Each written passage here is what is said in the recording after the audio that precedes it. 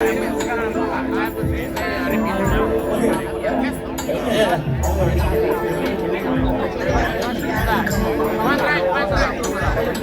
you going to do? Only one try. Only one try. Only one go. Wait. What do you want to do? Okay. Jump over there. What do you do? พี่โอ๋เขาทำอะไรพี่โอ๋เขาจะ180ข้ามแผ่นเรียวครับผมเย้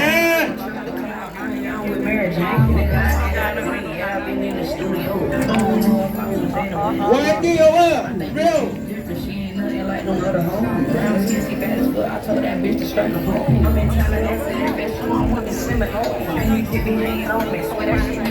มาแล้วครับเพื่อนเราจากมาเลเซียนี่หว่ามาเลเซียโอ้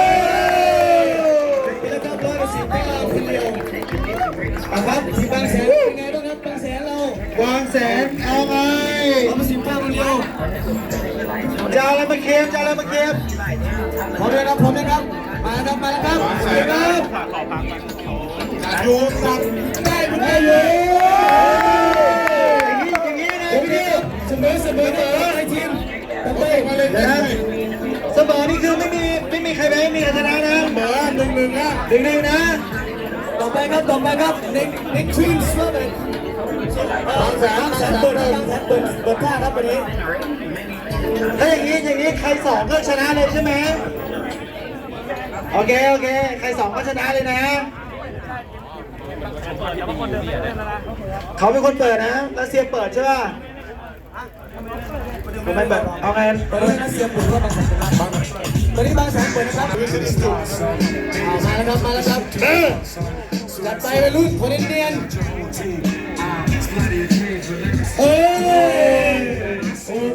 พ่อได้แค่ครั้งเดียวนะครับต่อไปจะเป็นทีมรัสเซียครับผมรัสเซียแล้วเนี่ยSo you guys heard? What you guys want to do? Whatever you pick. Anything. Let's go. ผมไม่รู้ว่าไปดูกันเอามาก็สามเหลี่ยมนะปล่อยมือเราดูปล่อยมือขนาดไหนครับเฮ้ยบางแสนเอาอะไรบางแสนเอาไงโดเฮนว่าต้องไม่ซ้ำนะครับต้องไม่ซ้ำนะไม่ได้ต้องไม่ซ้ำนะไม่ได้ขอเหนือกว่าเอาเลยโอเคนะเสียครับบอกผมว่าเราจะ180ไปทำอะไรสักอย่างไม่รู้ชมบุรีเปิดเอาไปโอเคชมบุรีเลย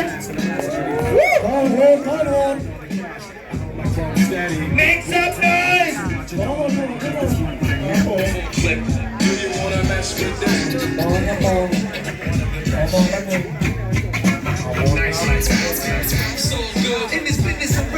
ลงไป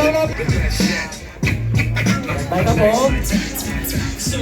นี่ขอเสียงให้เลยเด้อดูครับเขาบอกว่าเขาจะ180ไปทำอะไรสักอย่างนี่แหละ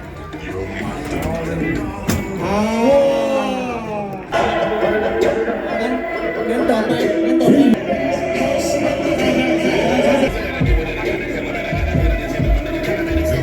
โอ้ยรัสเซียอะไรเด้อ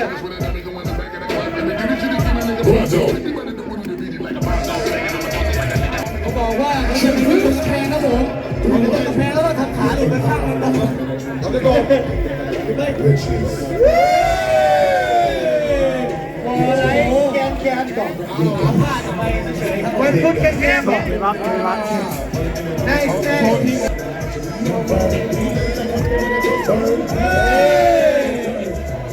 โอเค